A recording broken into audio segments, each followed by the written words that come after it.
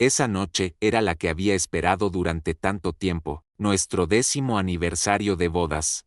La fecha que yo pensaba sería un regalo del cielo, la prueba de que el amor verdadero podía resistir todo. Desde temprano me preparé con ilusión. Fui a una boutique en la colonia Roma para elegir un vestido azul claro, el color que Javier siempre decía que me quedaba mejor.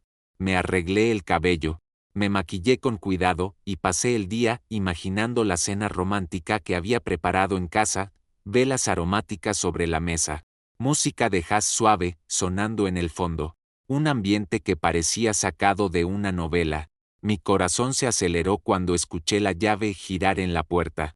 Corrí a recibirlo con una sonrisa amplia, esperando un ramo de flores, quizás una joya, o al menos unas palabras dulces. Pero lo que Javier sacó de su portafolio no era un regalo envuelto ni una sorpresa romántica. Era un sobre blanco, frío y simple. ¿Qué es esto?, pregunté, con una risa nerviosa. ¿Un regalo? Él sonrió de lado, con una frialdad que nunca le había visto antes. Sí, nuestro regalo de aniversario. Mis manos temblaban mientras abría el sobre. Dentro estaba el acta de divorcio. En ese instante, el mundo entero se me vino abajo. El aire me faltaba. Mis oídos zumbaban. El corazón golpeaba tan fuerte que parecía estallar. Todo lo que había soñado durante esos 10 años se convirtió en un cristal roto a mis pies. ¿Por qué?, alcancé a decir, con la voz ahogada en lágrimas. Javier se sentó como si nada, con la tranquilidad de quien firma un contrato en la oficina. Porque ya no te amo, Mariana. Encontré a alguien más. Esas palabras fueron cuchillos que se clavaron en mi pecho. Las velas seguían encendidas. La mesa seguía puesta. Pero la casa se llenó de un silencio helado. Yo permanecí de pie, inmóvil, con lágrimas corriendo por mis mejillas, mientras él sacaba su celular para escribirle mensajes a alguien más, con una sonrisa que nunca fue para mí. El hombre de mi vida había decidido borrarme en una sola noche. Y esa misma noche, entre el dolor y la traición, algo nuevo comenzó a despertar en mí, un fuego de rabia y dignidad que jamás pensé que tendría.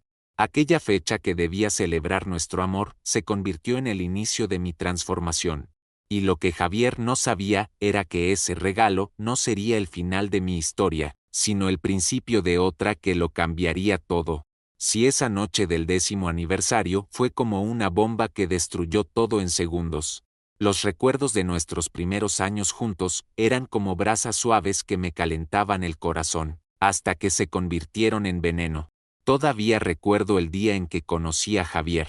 Era una tarde lluviosa en la colonia Coyoacán. Yo me refugiaba bajo el toldo de una pequeña cafetería. Él estaba allí, con su camisa de lino blanca empapada y el cabello mojado. El mesero le prestó una servilleta, y yo, sin pensarlo, le ofrecí mi paraguas. Javier sonrió con ese aire encantador que tenía entonces y dijo: «Si deja de llover esta noche, ¿me acompañas a comer unos tacos al pastor?». Yo reí, como si nos conociéramos desde siempre. Aquella cena improvisada se volvió el prólogo de una historia que en ese momento parecía escrita por el destino. Vivíamos en un pequeño departamento en la colonia Doctores, en el 5º piso sin elevador. El colchón estaba en el suelo. Las repisas eran cajas de madera recicladas y la mesa del comedor era un mueble viejo de mi mamá. Compartíamos todo: el dinero, los sueños, incluso los sobres de sopa instantánea en las noches difíciles. Él trabajaba en una empresa pequeña, en Santa Fe, lleno de ideas y entusiasmo. Yo lo apoyaba en todo, preparaba sus presentaciones, revisaba sus agendas.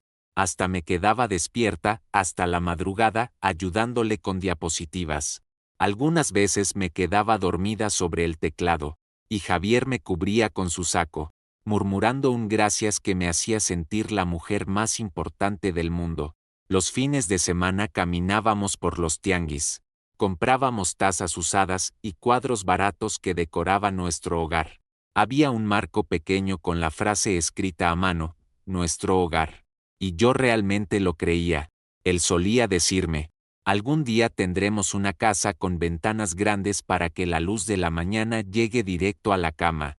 Yo asentía, cansada del trabajo, pero feliz, porque en ese entonces su voz era suficiente para hacerme creer que el futuro sería cálido y seguro. El nacimiento de nuestro primer hijo, 5 años después, fue un momento mágico. Javier lloró al cargarlo por primera vez, y yo pensé, con este hombre, con este hijo, nada nos podrá separar.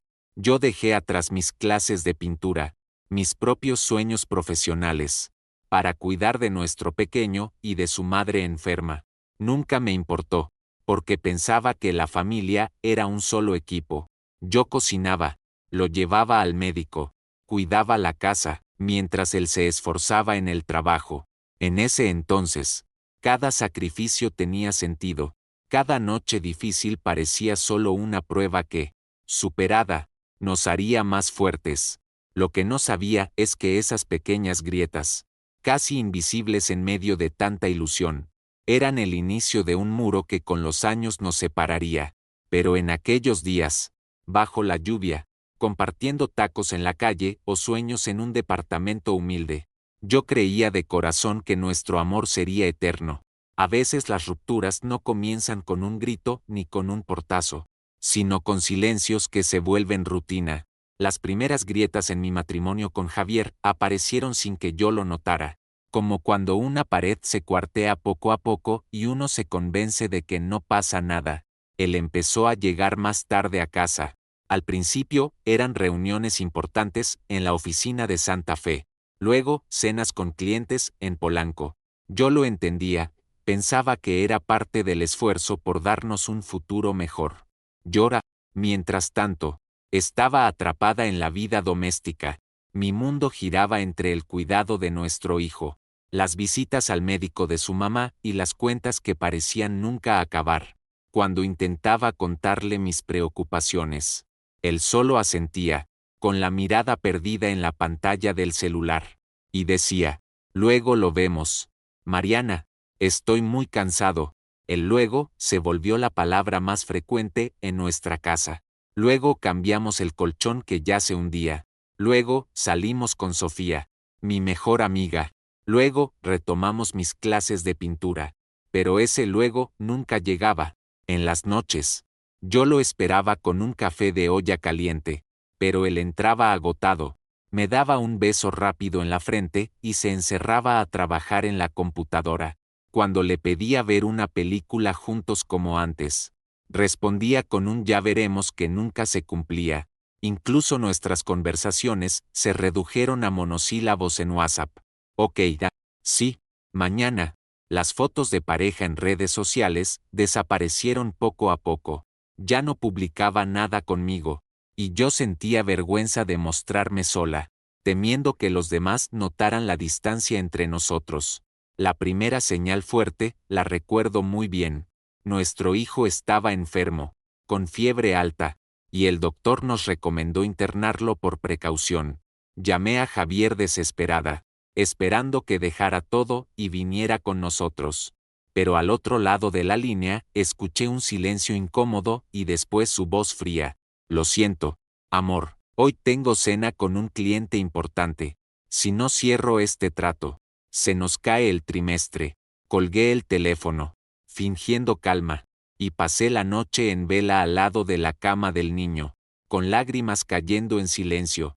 En el reflejo del vidrio de la ventana, vi a una mujer con ojeras profundas, el cabello recogido a la prisa y una mirada cansada.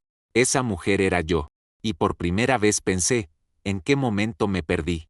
Yo seguía justificándolo, el trabajo lo estresa, él quiere lo mejor para nosotros. Pero en mi interior ya sabía que algo no estaba bien. Las pequeñas grietas se estaban convirtiendo en un muro invisible que nos separaba cada día más. Y mientras yo seguía aferrada a la idea de la familia perfecta, Javier ya empezaba a caminar en otra dirección, una de la que todavía no me había dado cuenta. Nunca olvidaré aquella noche lluviosa en la que la sospecha dejó de ser una sombra y se convirtió en una verdad dolorosa. Javier había salido temprano de la oficina, según él, a una reunión de negocios en Polanco, Pero cuando dieron las 11 y no regresaba, mi corazón empezó a latir con esa mezcla de miedo y presentimiento que ninguna mujer desea sentir. Tomé el celular y marqué su número. No contestó. Intenté de nuevo. Nada. Un silencio que me desgarraba. Decidí revisar sus cosas. No era mi costumbre, pero algo dentro de mí gritaba que debía hacerlo. En el bolsillo interior de su saco encontré un recibo, 2 cenas. En un restaurante elegante, en Paseo de la Reforma. La fecha y la hora coincidían con la reunión de negocios. El estómago se me revolvió. Sentí las piernas flojas. Me dije a mí misma que tal vez era con un cliente, que quizá estaba exagerando. Pero en el fondo, ya sabía la verdad. Al poco rato, escuché el ruido de la cerradura. Javier entró oliendo a un perfume que no era mío. Un aroma dulce y penetrante que jamás había usado. Llevaba la corbata desajustada, la camisa arrugada y una sonrisa que se desvaneció en cuanto vio mi rostro desencajado. ¿Dónde estabas?, pregunté con voz temblorosa. Ya te dije, con clientes.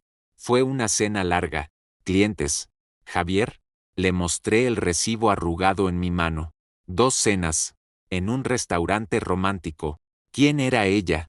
Por un instante sus ojos lo delataron. Ese titubeo, ese silencio incómodo, fue la confirmación que me destrozó. Luego, como buen actor, intentó recomponerse. Estás loca, Mariana, siempre inventando cosas. Me quedé helada. No necesitaba más pruebas. El olor de ese perfume, el recibo, sus mentiras torpes, todo estaba claro.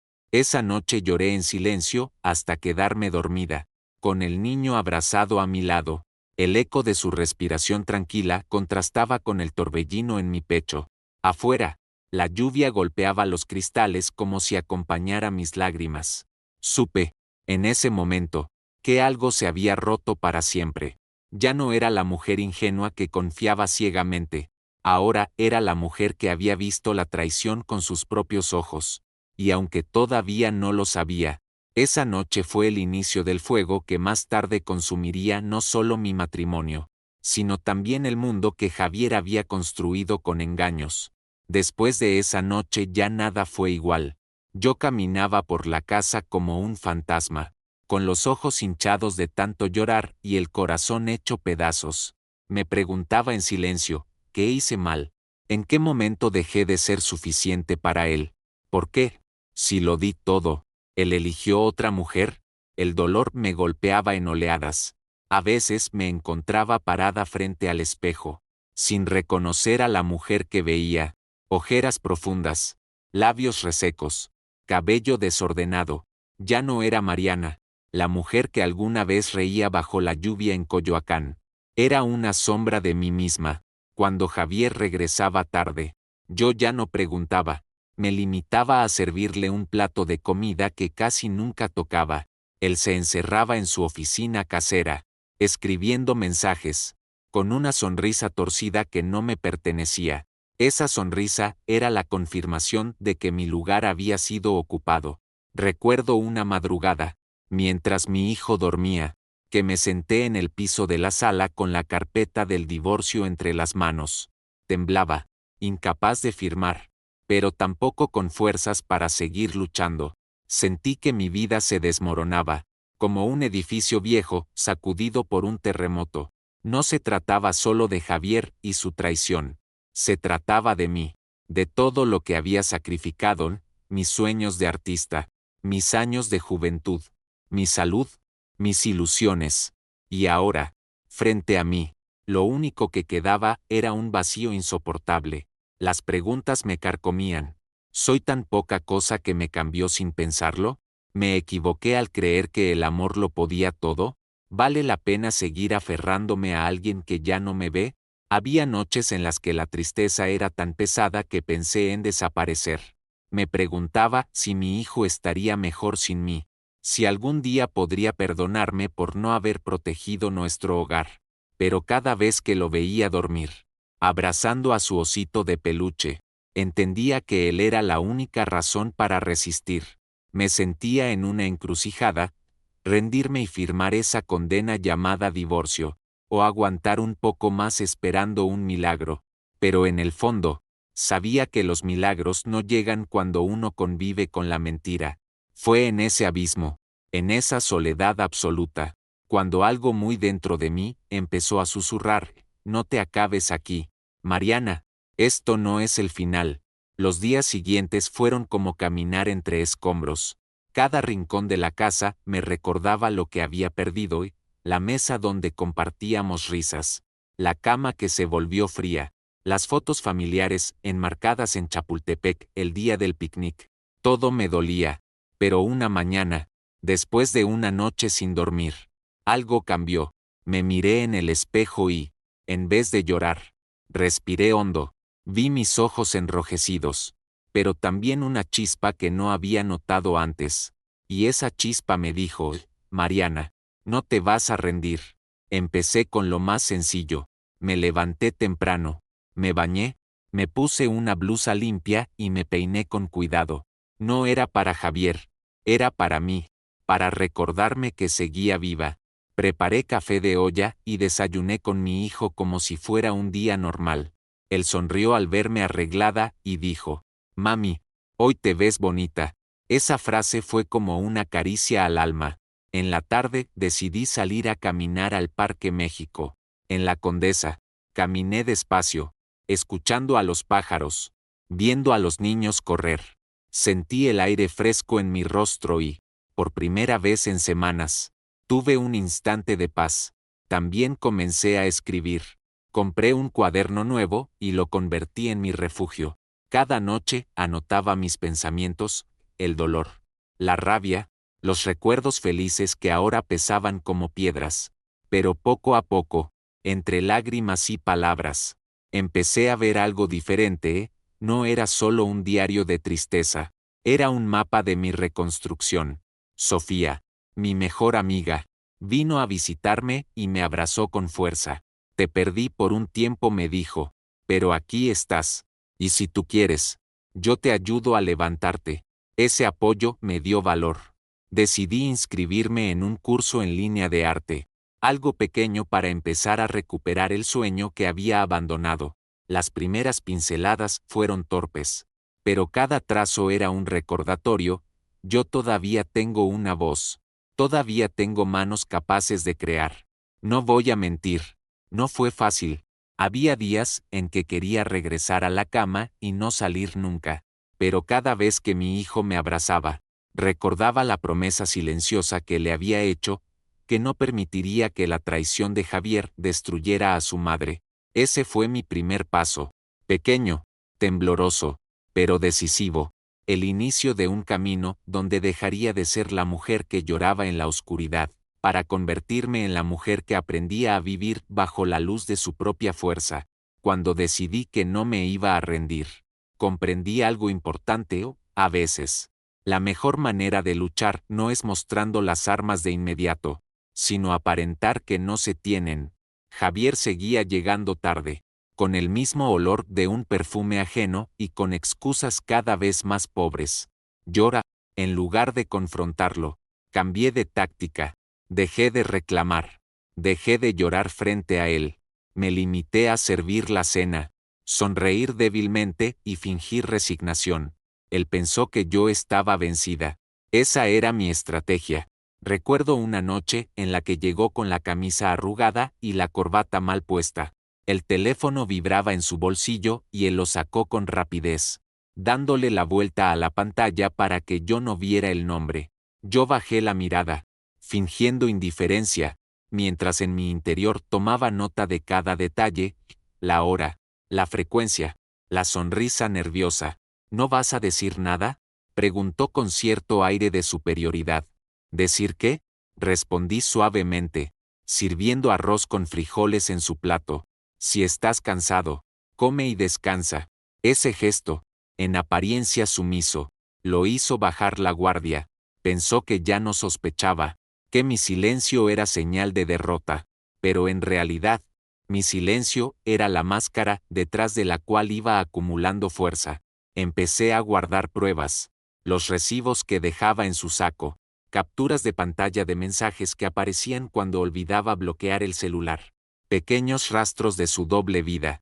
Cada pieza era como una ficha de ajedrez que yo colocaba con paciencia en el tablero. Mientras tanto, me dediqué a fortalecerme en secreto. Retomé el hábito de correr en las mañanas en el Parque Chapultepec. Al principio apenas podía trotar unos metros sin ahogarme, pero con cada día me sentía más ligera, más fuerte. Era como si mi cuerpo también quisiera recordar que aún estaba vivo. En las tardes, pintaba en silencio. Cada lienzo era una catarsis, una forma de expulsar la rabia sin que él lo notara. Nadie más lo sabía, pero cada pincelada era también una preparación para mi regreso. Cuando Javier me veía callada, con la mirada baja, pensaba que había ganado, que yo estaba derrotada, que ya no tenía voz. Y cada vez que él creía eso, mi convicción crecía más, porque entendí que la verdadera fuerza no siempre está en gritar o en confrontar. A veces, la verdadera fuerza se encuentra en el silencio calculado, en fingir debilidad para que el enemigo se confíe. Y yo estaba lista para dejar que Javier pensara que su esposa estaba acabada, mientras en realidad, me preparaba para levantarme con más poder que nunca. Las mentiras, por más cuidadas que sean, siempre dejan rastros, y Javier no era la excepción. Una tarde, mientras doblaba la ropa, recién salida de la tintorería, encontré en el bolsillo interior de su saco un ticket de hotel en la zona rosa.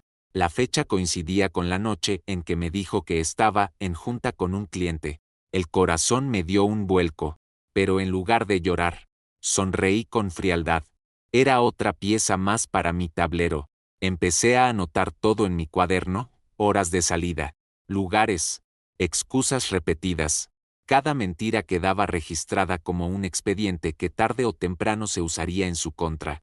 Un día, Javier olvidó bloquear su celular antes de irse a bañar. La pantalla se iluminó con un mensaje que me congeló la sangre. Nos vemos en el mismo cuarto de siempre. Mi amor, te extraño. El remitente, Paola. No necesité leer más. Tomé una foto de la pantalla y la guardé. No era rabia lo que sentí en ese momento, era claridad, la certeza de que ya no estaba imaginando nada, de que la otra mujer tenía un nombre y un lugar en su vida. Poco a poco, la verdad empezó a filtrarse más allá de las paredes de nuestra casa. Sofía, mi amiga, me llamó un día con voz seria. Mariana, lo vi. Estaba en un restaurante en Polanco, no estaba solo, estaba con una mujer joven, tomada de su mano, como si tú no existieras. Las palabras de Sofía fueron un golpe, pero también un bálsamo, porque ya no era solo mi intuición, el engaño era real, visible, descarado. Esa noche, cuando Javier regresó con su perfume extraño y su sonrisa falsa, yo lo miré con calma. ¿Cómo estuvo tu reunión?, pregunté, fingiendo ingenuidad. Bien, muy productiva. Me alegra, dije mientras servía la cena. Debes estar cansado. Él sonrió, confiado. Creía que yo seguía siendo la mujer débil que aceptaba cualquier excusa.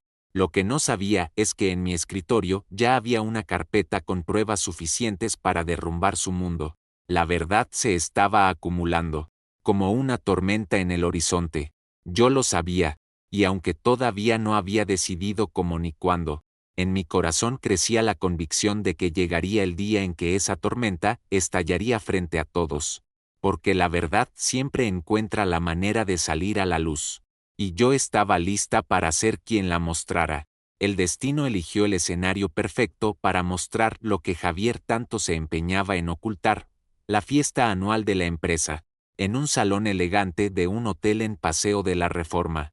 Él estaba emocionado. Se arregló con un traje nuevo, se perfumó más de lo normal y pasó frente al espejo varias veces, como un adolescente nervioso. Yo sabía por qué no iba a llegar solo. Decidí acompañarlo.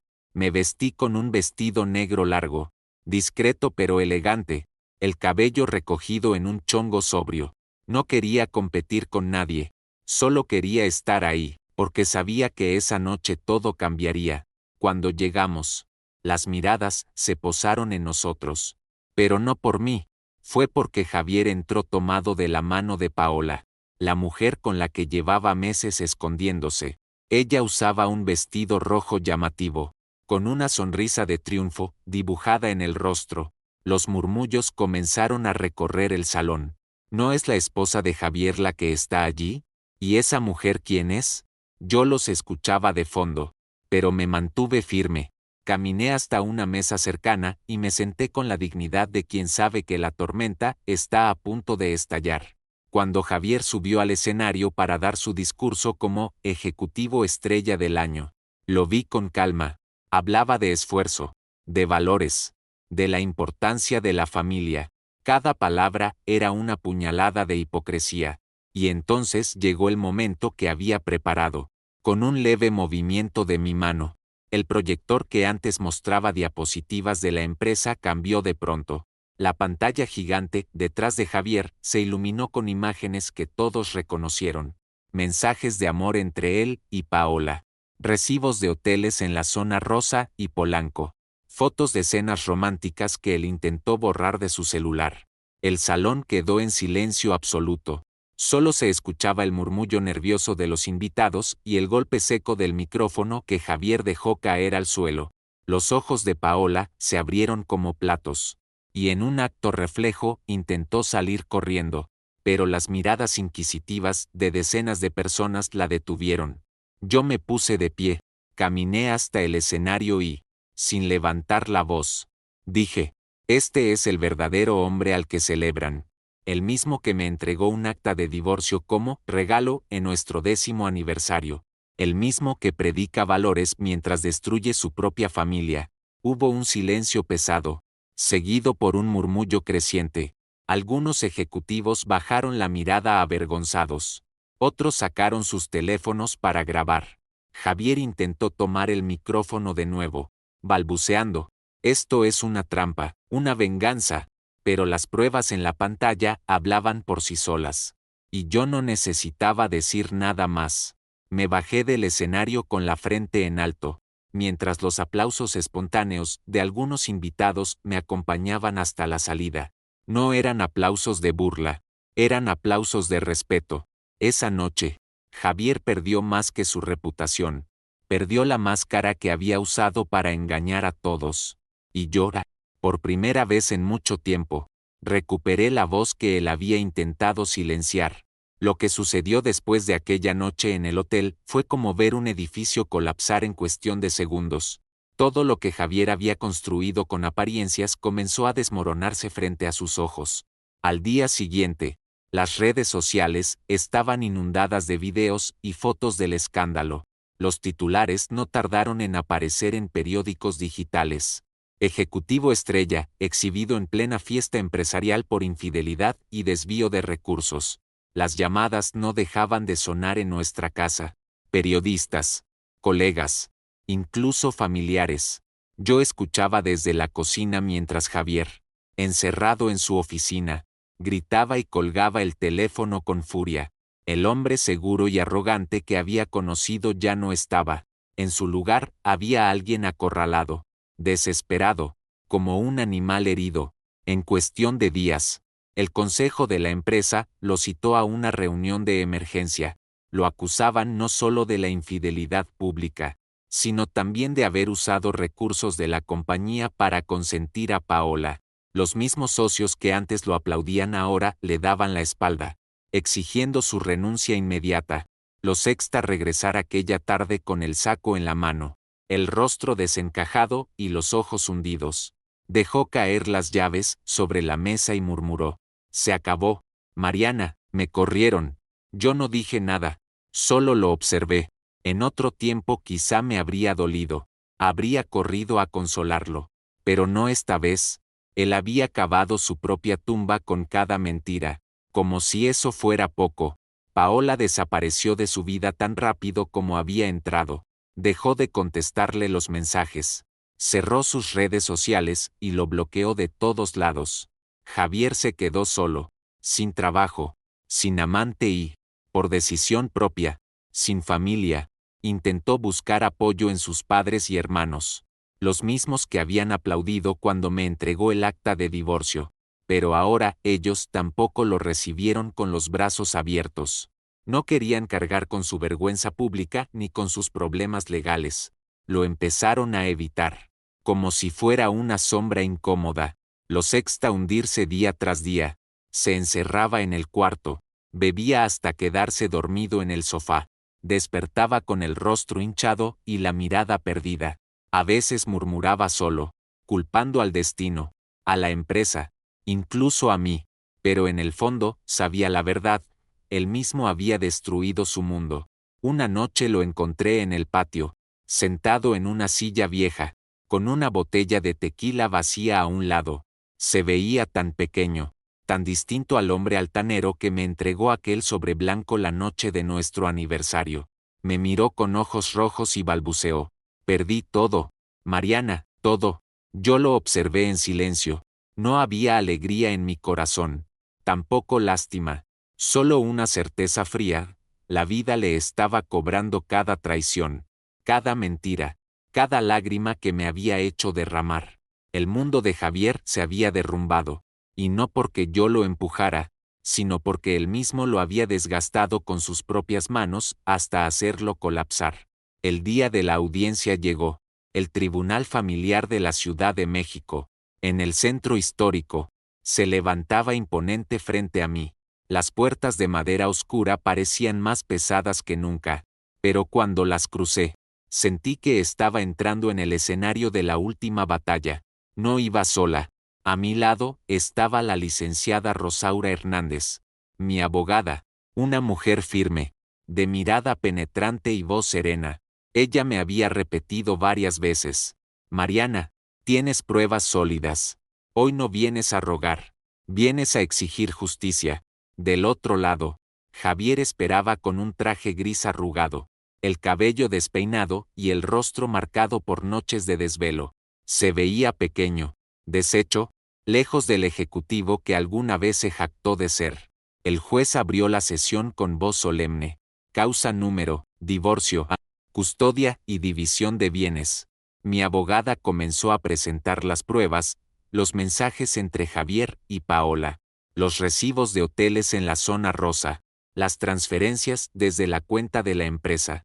Cada documento se mostraba con claridad, y cada palabra era un golpe certero en la fachada que Javier había intentado sostener. Yo permanecí en silencio, observando. No necesitaba gritar. No necesitaba llorar. La verdad hablaba por mí. Cuando fue turno de la defensa, el abogado de Javier intentó desacreditarme. Su señoría, la señora Mariana, está dejando que sus emociones personales contaminen este proceso. La infidelidad no siempre es relevante en términos legales. Me puse de pie y, con voz firme, pedí permiso para hablar. El juez asintió. Su señoría, dije mirando directo al frente, no se trata solo de una traición matrimonial, se trata de la seguridad de mi hijo, de la estabilidad de un hogar que él mismo destruyó. No soy una mujer despechada, soy una madre que exige lo que corresponde. El juez me escuchó con atención. Vi en sus ojos un destello de respeto.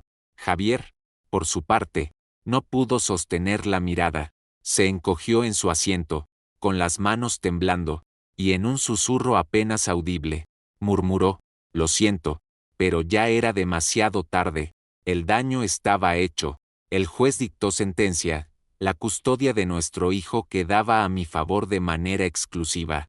Javier debía otorgar una pensión alimenticia justa y, además, se autorizaba la investigación por mal uso de recursos en su empresa. El silencio llenó la sala por un instante. Yo respiré hondo. No era euforia lo que sentía, sino una mezcla de alivio y dignidad recuperada. Miré a Javier por última vez. Ya no había amor, ni odio, ni rencor. Solo quedaba la imagen de un hombre derrotado por sus propias elecciones. Cuando salí del tribunal con mi hijo tomado de la mano, el sol brillaba sobre las calles del centro. La gente pasaba como si nada. Pero para mí ese día era el fin de una guerra que había comenzado con un sobre blanco, y que terminaba con justicia. Después del juicio, Sentí como si me hubieran quitado una losa enorme de encima. Por primera vez en años. Podía respirar sin el peso de la traición oprimiéndome el pecho. Caminé por las calles del centro histórico con mi hijo de la mano, y la luz del sol que se filtraba entre los edificios coloniales me pareció una señal. Estaba comenzando de nuevo. Esa misma semana, transformé mi casa. Guardé en cajas las fotos de Javier, los recuerdos que me ataban al pasado, las camisas que todavía colgaban en el closet.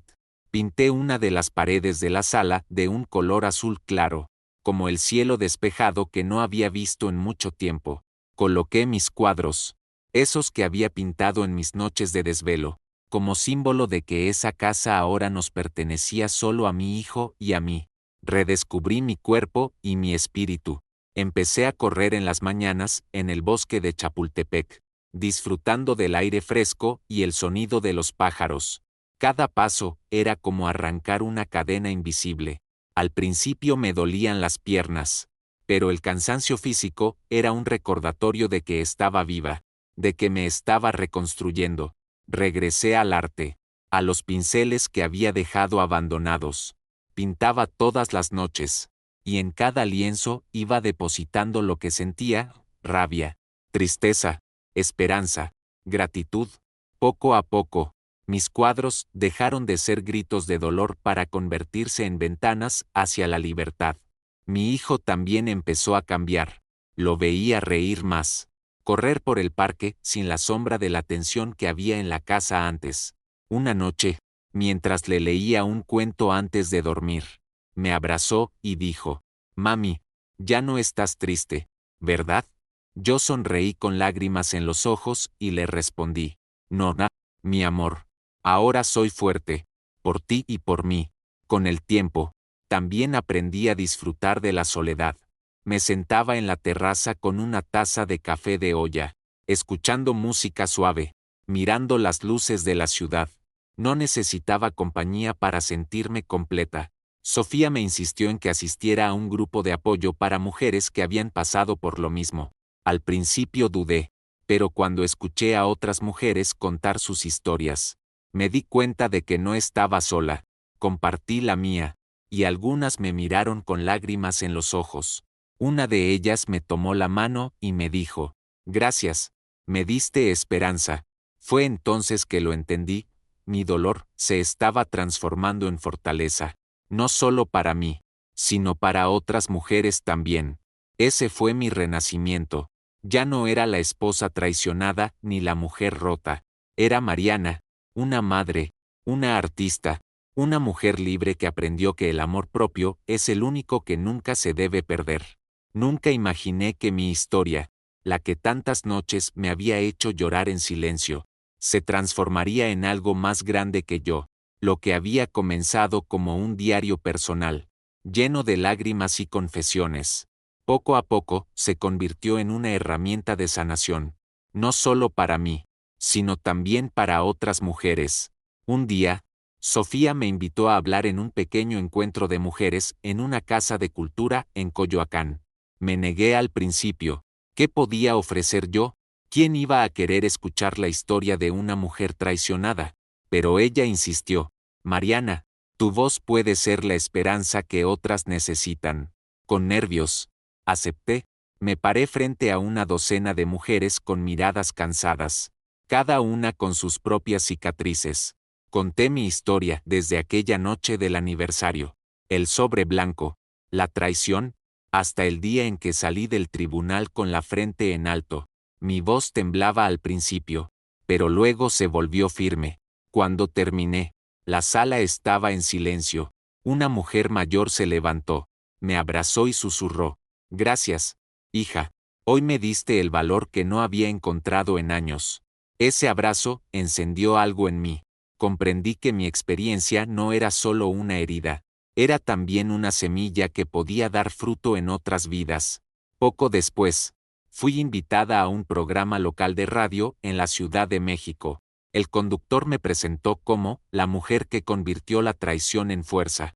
Al principio me reí con incredulidad, pero mientras hablaba en el micrófono, sentí un poder extraño, el de saber que mis palabras podían llegar a muchas que todavía sufrían en silencio. Más adelante, organicé un pequeño taller de arteterapia en mi colonia. Puse lienzos, pinceles y colores frente a un grupo de mujeres. Les pedí que pintaran lo que sentían, aunque fueran solo manchas de dolor o trazos desordenados de rabia.